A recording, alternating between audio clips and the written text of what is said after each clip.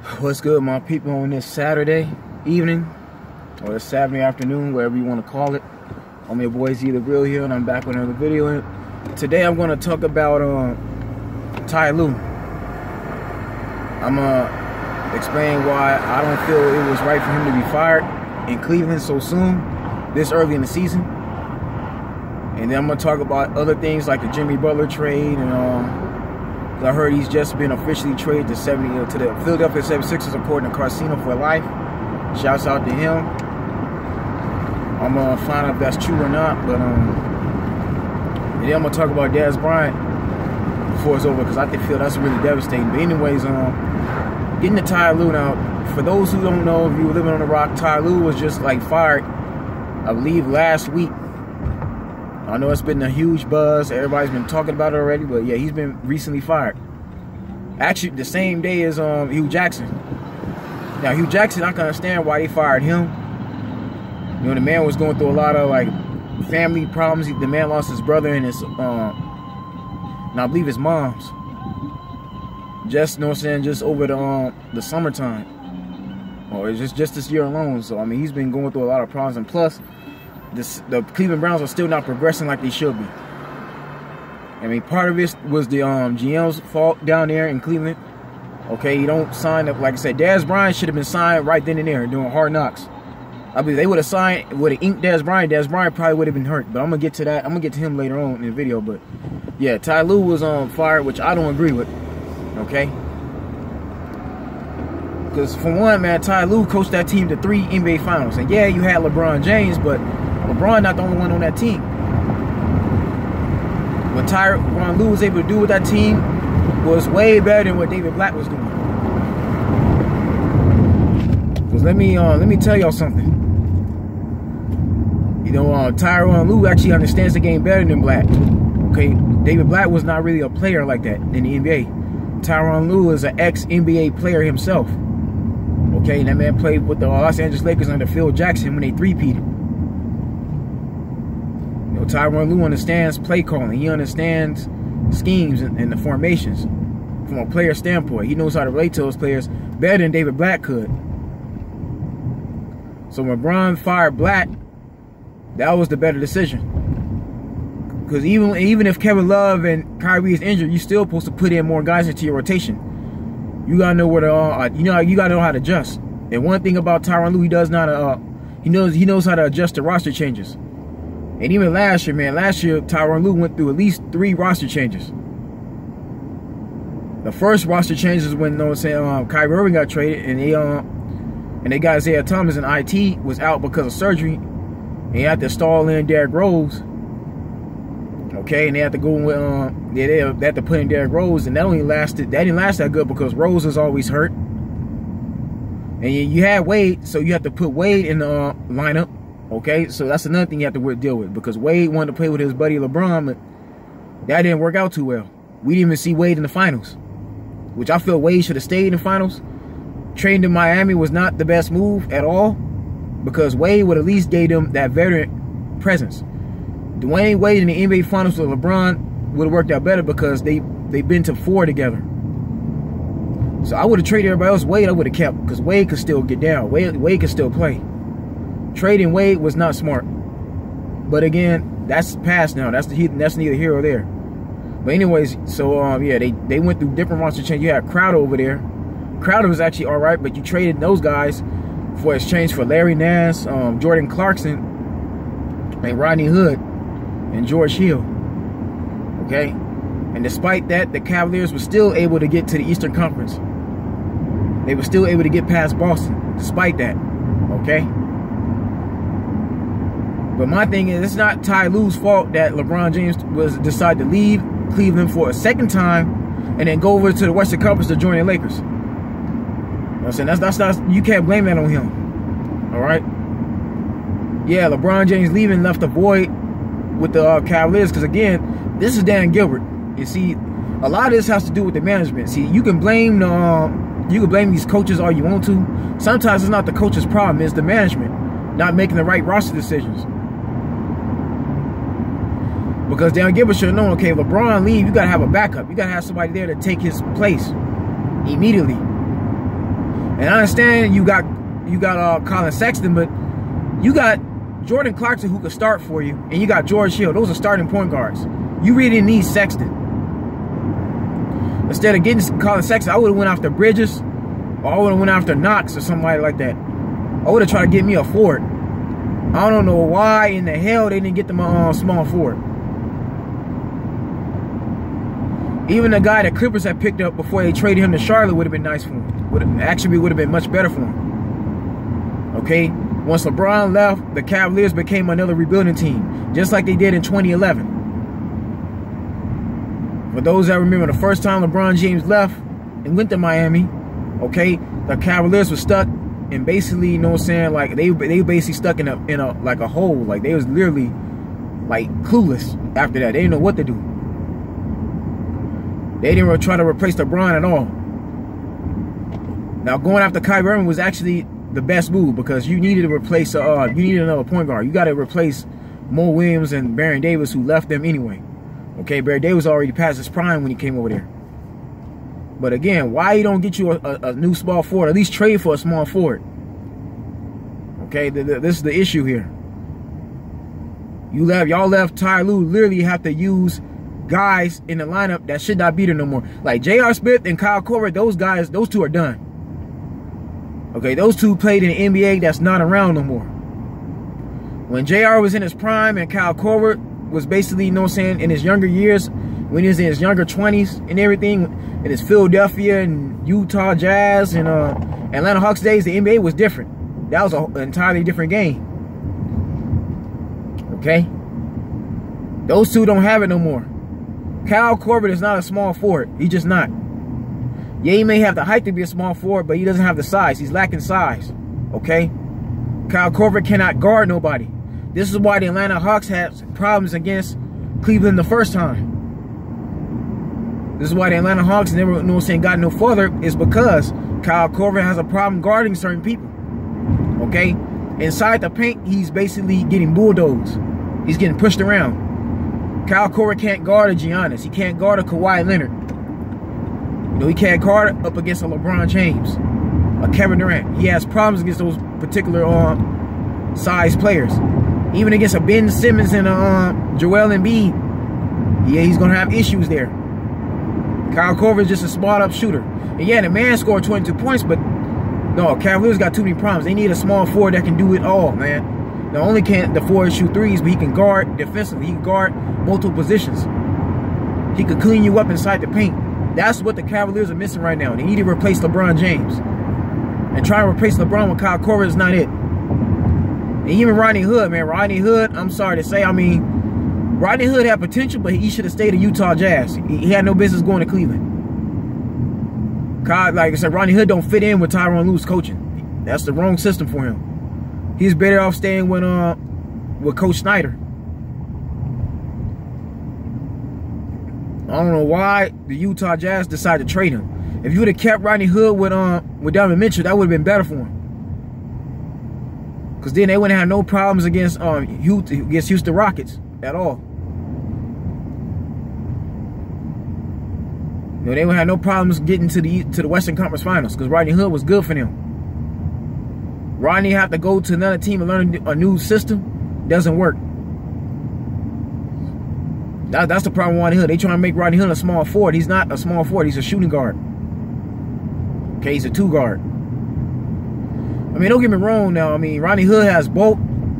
He has some bulk in him, but no, he's not naturally a small forward. He's more of a shooting guard. So this is what I'm saying. You can't blame Ty Lue for this. You know, Dan Garrett over the last 2 seasons, he really screwed up that team. Because for one, why didn't you allow David Griffin to trade Chris Paul for Kyrie Irving? Like exchanging, and I still say this to this day, exchanging Chris Paul with Kyrie Irving would have been better for both teams. Because the Clippers would still be in the playoffs. Kyrie Irving will be a much better point guard for him because unlike Chris Paul, Kyrie Irving is not always injured like that. He's not exactly injury prone. Yeah, the man has like knee problems here and there, but it's not like Chris Paul where he's out every single playoff series. The problem with Chris Paul is that he's injured almost every single playoff series he plays. When Kyrie Irving's healthy, he goes all the way. He takes the team literally to the finals. So think about it. If they would have had Kyrie Irving last year, the Clippers would still be in the playoffs, despite him being injured, because they would have had Teo Dojic. Yeah, they would have had they would have had Milos. They would have drafted already. You had Milos there. And even if you didn't have Milos, you still had Austin Rivers. Okay, you still had Jerron Evans. You had Tyree. You had Tyron Wallace. So they still had backup point guards to complement them, along with Griffin and DeAndre Jordan. So they would have been straight. And even then, they would have traded Blake Griffin, but you had Tobias Harris. You had A.B. Bradley, so they would have been straight. They would have literally made the playoffs, despite not having Kyrie there. And if Kyrie Irving had not been injured, he probably would have been an MVP on that team. And then Chris Paul, you know what I'm saying, it was close with LeBron James. Anyway, that's his best man. Okay, that would have worked out for the Cavaliers. The Cavaliers would have no problems against they would have no issues against Golden State. They would have no problems beating the Boston Celtics with Chris Paul over there. But then again, Chris Paul was always injured. But they still would have been straight. Because again, they would have had they would have been straight. You would have had Dwayne Wade over there. That's another thing too, man. The Banana Boat crew would have been Wade, LeBron, and Chris Paul. Why did they not make that trade? You see, this is why the Cavaliers are where they are now. Because I believe LeBron James got sick of Dan Gilbert. I believe that. Dan Gilbert messed up that relationship with LeBron. So y'all can say whatever y'all want about Ty Lue, but the problem is this all goes back to Dan Gilbert. You had no business trading for Isaiah Thomas, knowing the man had knee surgery. He wasn't the same sense at all. That surgery screwed up, messed up IT's game, slowed him down dramatically. Not to mention the man lost his sister, his baby sister. So he's already going through a lot of issues anyway, a lot of problems. Things that he had to deal with off court. Okay? I don't know why they signed Derrick Rose. That was a mistake, because Derrick Rose can't stay healthy a full season. Derrick Rose can't play over 20-something minutes. Yeah, the man Reese just scored 50 points with the T-Wolves, but we go there playing against. When you really need Derrick Rose, he's not going to be there for you. Okay? He's not the same guy no more. But no, so the problem with the Cavaliers, they're rebuilding again. They're right where they was in 2011. Okay? So that's not Tyronn Lue's fault. And then you don't want Tyronn Lue to play certain veterans, but he has to do to try to get that team a win. No, give Tyronn Lue some time. Okay? If anything, I would have given Tyronn Lue a chance to at least try to have a decent record. Okay, if his record was nowhere where it should be by next year, let's say around April or March, March or April, then you fire him. But firing him now is not going to solve anything. It's just not. Because now you're going to bring in another intern head coach. I know they got Larry Drew handling some of the duties as assistant coach, but even Larry Drew don't want the head coaching position. Because Larry Drew don't like the fact they're doing Tyronn Lue this at all. He doesn't like that. Larry Drew may feel, okay, if I take this this head coaching position, I'm close to the chopper block. Larry Drew is trying to still keep his job. He don't want the blame getting put on him for certain players not wanting to be there no more. Even with Kyrie Irving, that's not Ty Lue's fault. That's between him and Irving and LeBron. They got beef. Kyrie Irving didn't like the fact LeBron was taking over his position. LeBron was taking over, was trying to run the point guard position. He inbounds the ball. That's why Kyrie Irving left. That had nothing to do with Ty Lue at all, man. No, I don't agree with you firing Ty Lue. Unlike Hugh Jackson, Tyronn Lue actually has an NBA championship belt. Okay, he has a ring under his belt. He has rings as a player and as a coach. Okay, you don't fire somebody like Ty Lue. That's what you don't do. At least not now. At least not that early in the season. Because the Cavaliers got a lot of problems. Another thing, too, is they need another big man. Tristan Thompson, I'm sorry, man. He got to go. Tristan Thompson got with Khloe Kardashian. As long as he with a Kardashian, he's going to have bad luck, bad karma. I hate to say that about those women, but it's bad karma. Those women are marrying these men for the wrong intentions. It's like they don't really love none of these men they get with. They just there to use them for what they are and who they are, for what money they got, and then as soon as they're done with them, they're going to move on to somebody else. what I'm saying? Chloe and Kim are basically industry hoes, just high class. And I never thought I'd be saying that about Kim and Chloe, but it's just the truth. Chloe's the same woman who was with Lamar Odom and drove Lamar Odom to be smoking crack. She's the same woman who was too much of a stretch to Lamar Odom, which is the reason why the Lakers traded him. As soon as Lamar Odom got with Khloe Kardashian, he was never the same since. She even got with James Harden, just in case a lot of y'all forgot, and look how that turned out. Harden had to dump her immediately. He had to get rid of her.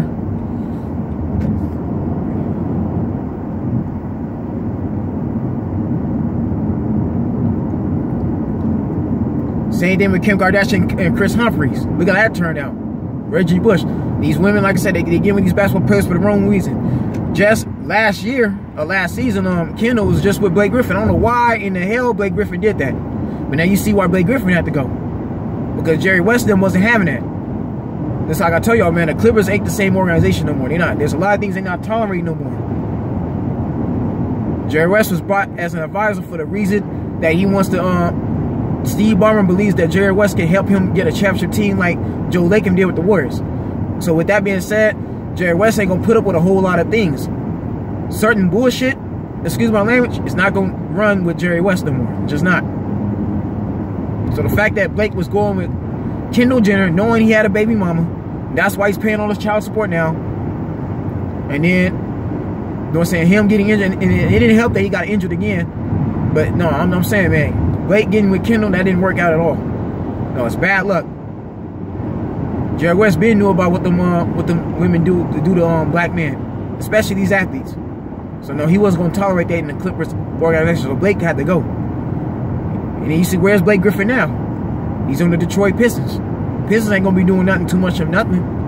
They ain't gonna be doing nothing anywhere soon. It's gonna take Dwayne Casey at least 3 or 4 years before he can finally get that team going. But no, Tristan Thompson, I'm sorry, man. Even in the playoffs, the last 2 years, Tristan Thompson was a no-show. He was nowhere to be found at all. Again, not playing like he should be. Maybe that's one of the reasons why LeBron wanted to leave there too.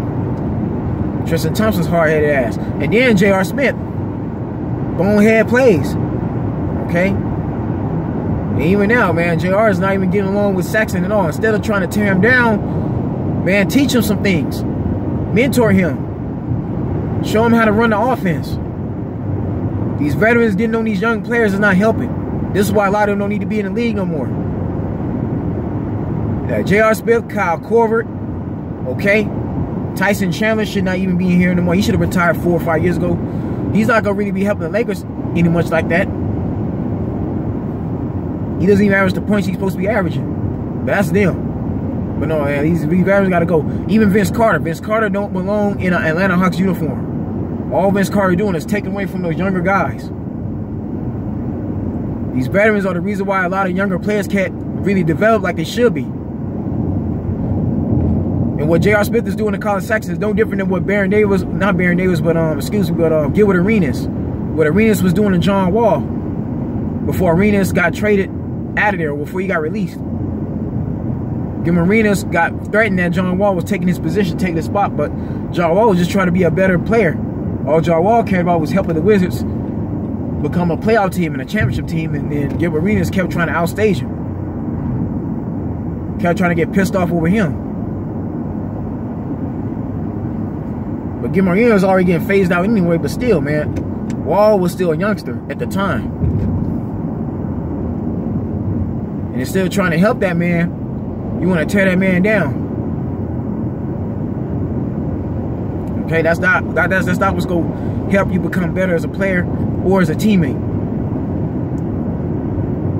No, J.R. Smith, man, J.R. Smith is poison at this point in the game. This point in time, the Cavaliers really don't need J.R. Smith anymore. They need to release him too. They already released all them other veterans. They traded Wade, they traded Crowder away, you traded Rose away. Or you release Rose, you release all these veterans, you gotta go too. If you're not gonna play Korver no more, you don't need to play J.R. Smith no more. You gotta get those guys out of there.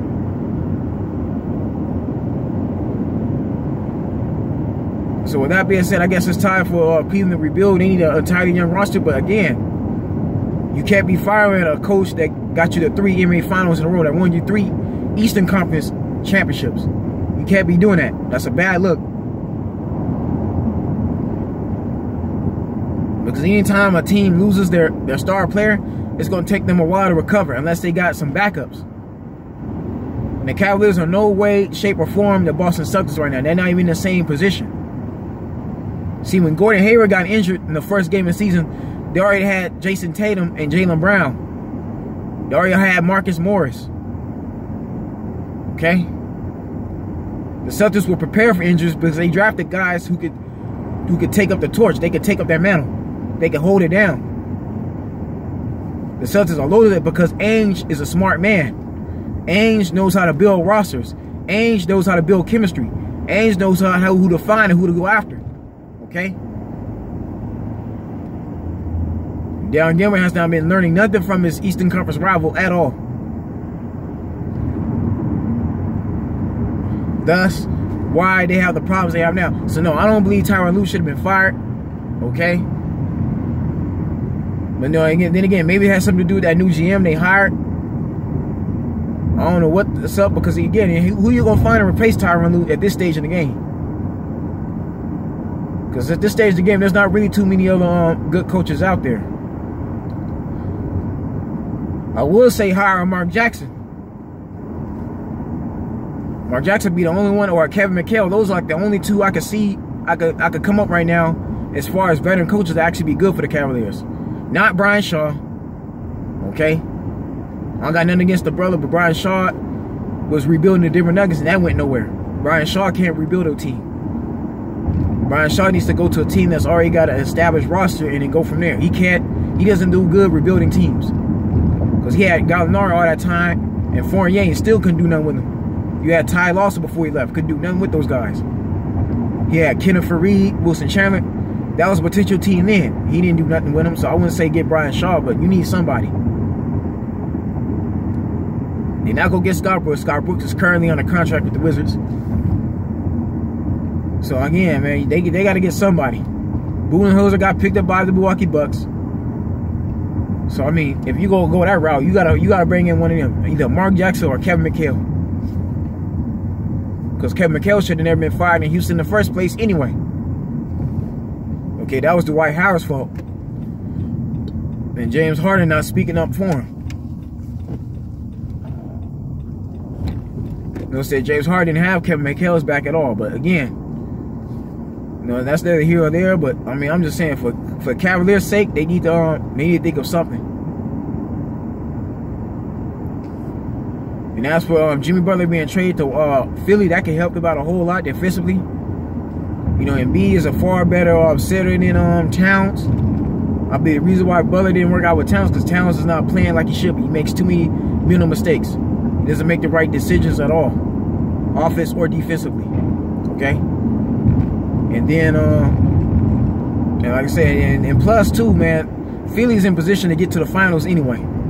Jimmy Butler may just be the player for him. They're going along with Simmons, and you still got Foles over there. You gotta be, and he got Wilson Chandler coming back too. They're loaded. Redick is over there. They loaded. And Jimmy Butler could do far more for you than Covington can. Anyway, I mean, yeah, Covington can shoot. Don't get me wrong, he's a spot-up shooter, but Butler can bang the inside rim. Butler does more for you defensively. And as far as Darius Bryant's concerned, I mean, that's just, to me, man, he needs to stop being picky. That's just what it is. Daz, the problem with Daz, he asked for too much money in the first place. I believe this is why Cleveland couldn't hardly take him. Well, they should have took him, but still, man, like Daz acts too arrogant. Okay. This is the reason why a lot of teams didn't want to work with Daz, because Daz was even satisfied with Dak Prescott. You know what I'm saying? Like, knowing Dak is a young quarterback, and you know what I'm saying, Dak had to take over a Cowboy team, and despite Romo getting injured, they still won 12 games with him. I feel Jimmy Butler didn't, I mean, not Jimmy Butler, but Darius Bryant didn't handle that situation good at all. He didn't. He was unprofessional with how that went down. Not to forget to mention, Daz was always fighting in the sideline amongst other players. Dez, this is not that guy anymore. He's just not. This is why he's injured, because he's 30 years old. He done missed a whole lot of time anyway. Dez probably didn't train. He didn't take his training seriously. It's hard to try to come back this late in the game at his age. He's 30 years old. He's been in the league 8 years. Your recovery time is not like that at all. This is why when AP was gone, was suspended, AP had to take a whole year to train himself before he was able to come back to a uniform, a team. Before he came back to the Saints, before the Saints picked him up, after he got traded to Arizona, Adrian Peterson had to get himself back in shape completely. So for Dez, man, Dez is already worn out anyway. He already has a lot of wear and tear on his body. So Dez is more vulnerable to injury than anything. I mean, it's sad for the Saints case because the Saints are doing so well. But I mean, Dez will be back next season. So that's one thing to look forward to. And I don't know how much longer Brees got to go. Because Drew Brees, like I've been telling y'all before, he's on his last end. This is it for him. If the Saints don't get to the Super Bowl now, then they'll never go. They'll never have that same opportunity. Not for a long time. I feel the Saints are in position to actually compete for the title. They could actually win a championship this season, but the thing is I mean, Dez trying to sign a veteran. Dez, you getting hurt the first week you stepped in, that's not helping at all. No, that only makes the situation worse for them. But anyways, I mean, they got Malcolm Thomas. They got other guys there. They're balling right now. They actually don't even need Dez Bryant at all. They don't. But anyways, folks, that's the video here. I mean, like, subscribe, comment. Stay blessed. Stay tuned. I'll see you really, really soon.